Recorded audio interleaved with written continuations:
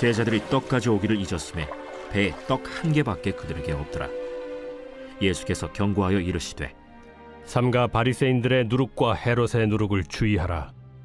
이는 우리에게 떡이 없음이로다. 너희가 어찌 떡이 없음으로 수군거리느냐? 아직도 알지 못하며 깨닫지 못하느냐? 너희 마음이 둔하냐? 너희가 눈이 있어도 보지 못하며 귀가 있어도 듣지 못하느냐? 또 기억하지 못하느냐? 내가 떡 5개를 5,000명에게 떼어줄 때 조각 몇 바구니를 거두었더냐? 12이니이다. 또 7개를 4,000명에게 떼어줄 때 조각 몇 광주리를 거두었더냐? 7이니이다. 아직도 깨닫지 못하느냐? 벳세다의 이름에 사람들이 맹인 한 사람을 데리고 예수께 나와 손대시기를 구하거늘 예수께서 맹인의 손을 붙잡으시고 마을 밖으로 데리고 나가사 눈에 침을 뱉으시며 그에게 안수하시고 무엇이 보이느냐? 사람들이 보이나이다. 나무 같은 것들이 걸어가는 것을 보나이다. 이에 그 눈에 다시 안수하심에 그가 주목하여 보더니 나아서 모든 것을 밝히 보는지라. 예수께서 그 사람을 집으로 보내시며 마을에는 들어가지 말라 하시니라. 안녕하세요, 큰스가족 여러분. 매일 말씀의 김예찬입니다. 예수님께서 어제 이 바리새인들을 뒤로하고 다른 지방으로 가시는 중인데 어느 지방인지는 알 수 없습니다만은 1절에 보면 14절에 보면 떡 가져오기를 잊었다라고 나와 있습니다. 그 말은 뭐냐면은 예수님께서 어제 본문이었던 이 칠병이어 사건 이후에 남은 양식들을 가지고 와서 이 밥을 먹으려고 했던 것 같습니다. 그런데 와중에 제자들이 떡을 가지고 오지 않은 것이죠. 그러던 중에 예수님께서 이 떡이 없는 사건, 떡이 있지 않음을 통해서 제자들에게 가르쳐주고 싶었던 것이 있었던 것 같습니다. 그것은 바로 이 바리새인의 누룩과 헤롯의 누룩을 주의하라라는 것입니다. 그런데 이 바리새인과 헤롯의 누룩이라는 것을 이 제자들은 제대로 이해하지 않고 수군덕거리면서 우리에겐 떡이 없다라고 말을 합니다. 16절에 우리에게 떡이 없음이로다 라고 하는데 이 떡이 없음이로다 라는 것은 이런 겁니다. 우리에겐 떡이 없는데요? 라고 말하는 뭐랄까요? 천진난만한 무식한 대답이라고 할 수 있죠. 여러분, 우리가 이 누룩이 없다라고 하는 것에 대한 예수님의 의도를 파악해야 합니다. 그것은 뭐냐면은 여러분, 이 상황이 어떤 상황입니까? 제자들이 그들의 실수 혹은 그들의 연약함, 그들의 어떤 어떤 열매 없음, 그런 실수를 통해서 제자들의 상황 가운데 뭔가 부족한 일이 일어난 것이죠. 예수님께서는 이것을 빗대면서 이렇게 말씀하시는 겁니다. 사랑하는 제자들아, 풀었으면 이런 거예요. 너희들의 삶 가운데 이렇게 떡이 없는 것 같은 생각이, 떡이 없어서 너희의 삶 가운데 충분한 떡이 있어야 되는데 있지 않을 때가 있다. 그런 상황 가운데에 바리새인들과 헤롯 땅에 있는 사람들이 쓰는 누룩을 쓰지 말아라라는 것입니다. 더 구체적으로 말하면 바리새인들의 누룩이다라는 것은 종교적인 외식주의, 경건주의라는 것인데 조금만 더 풀었으면 이런 것입니다.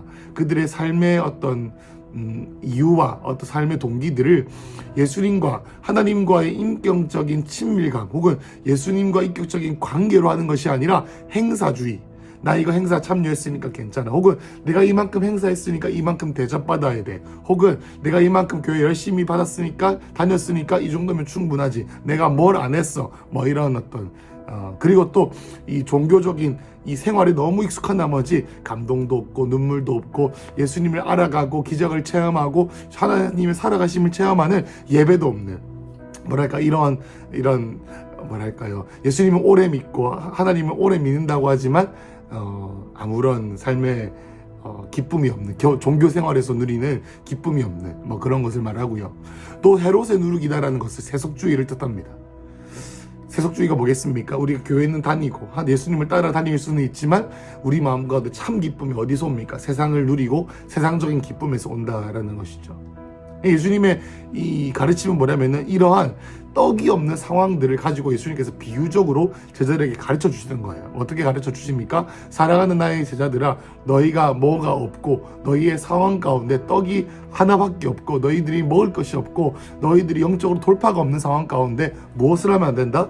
바리새인들처럼 종교적인 생활 가운데 파묻혀가지고 도전도 없고 영적인 도전도 없고 하나님을 뜨겁게 사랑하는 감동 없는 그런 종교 생활 가운데 너희가 안주하지 말고, 또 헤롯의 누룩같이 세상적인 기쁨에 의존하면서 하나님과 세상 사이를 줄다리게 하는 그렇게 살지 말아라 라는 것입니다. 그런데 제자들은 이것을 이해하지 못하고 뭐라고요? 저 떡이 없는데요 라고 하는 한심한 말을 하는 것이죠.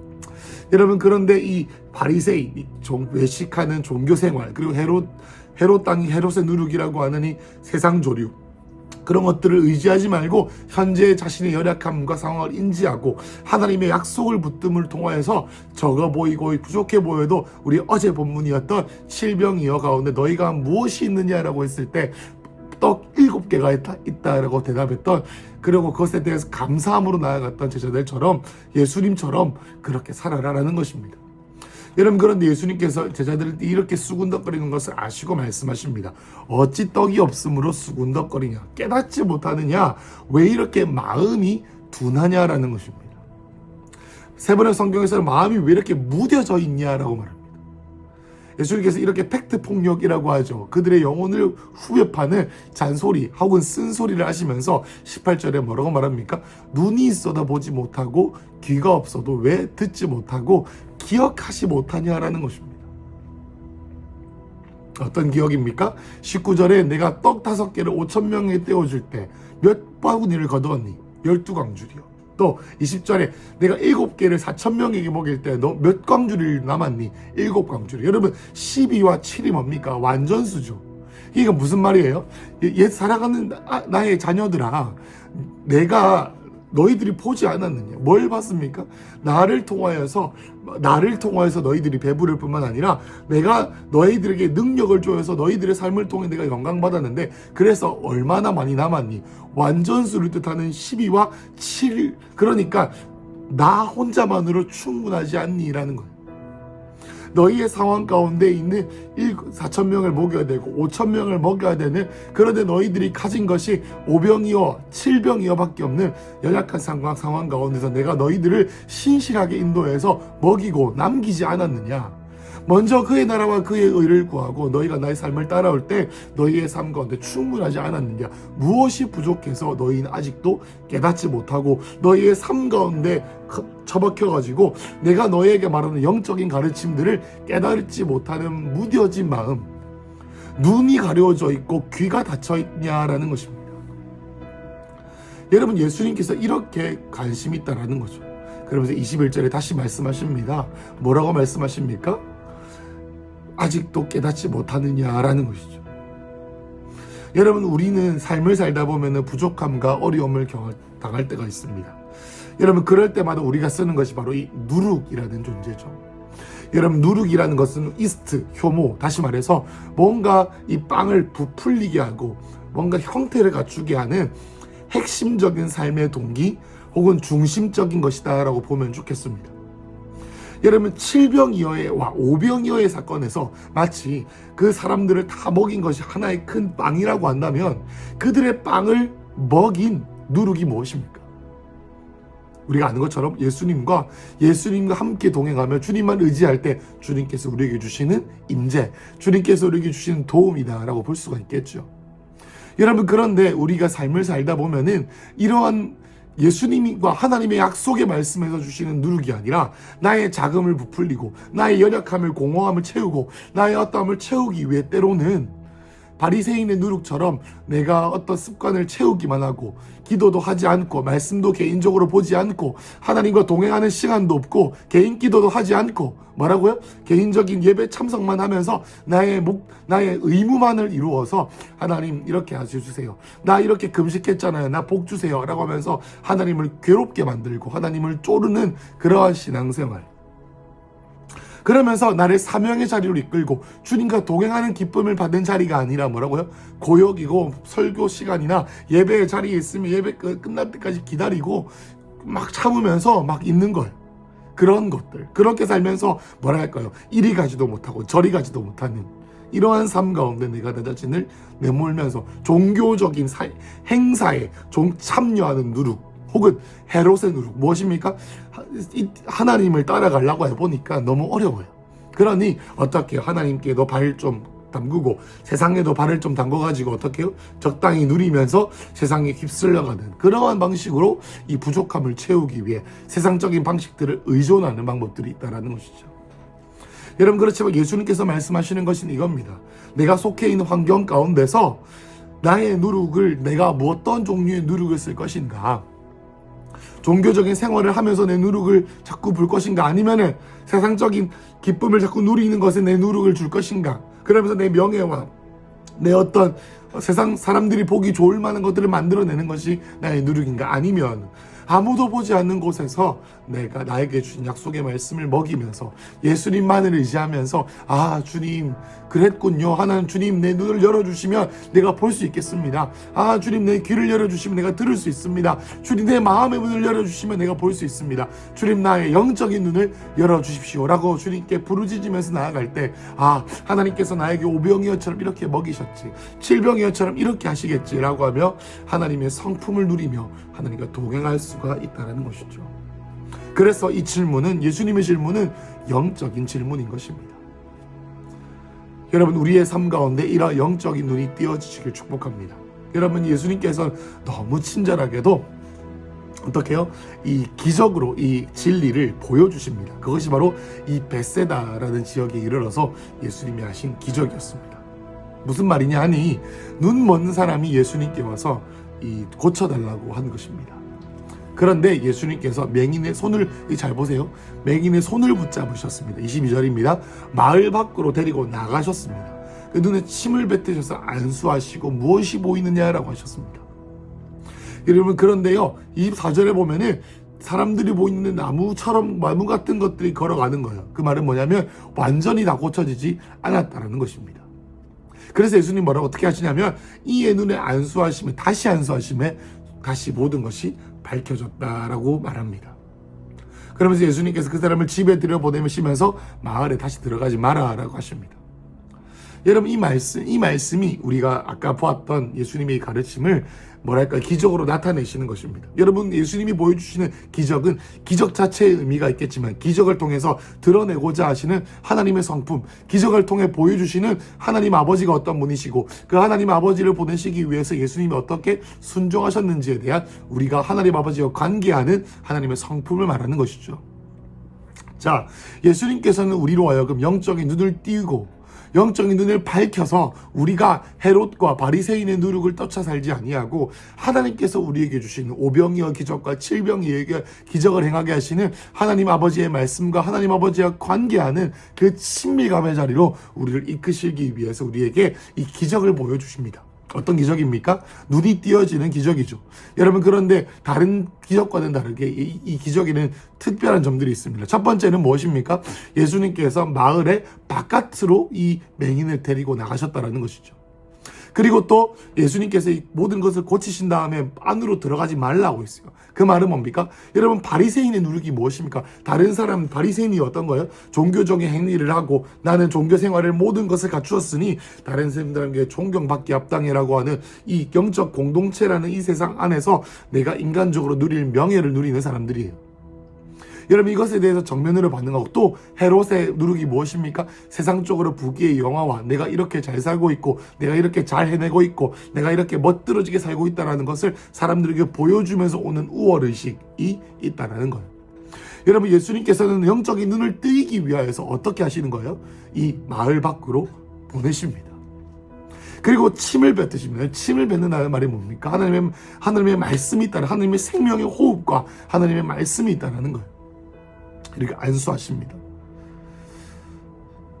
또 특별한 것은 뭐냐면 24절에 나와 있는 이 예수님이 치유가 한 번에 이루어지지 않았다는 거예요.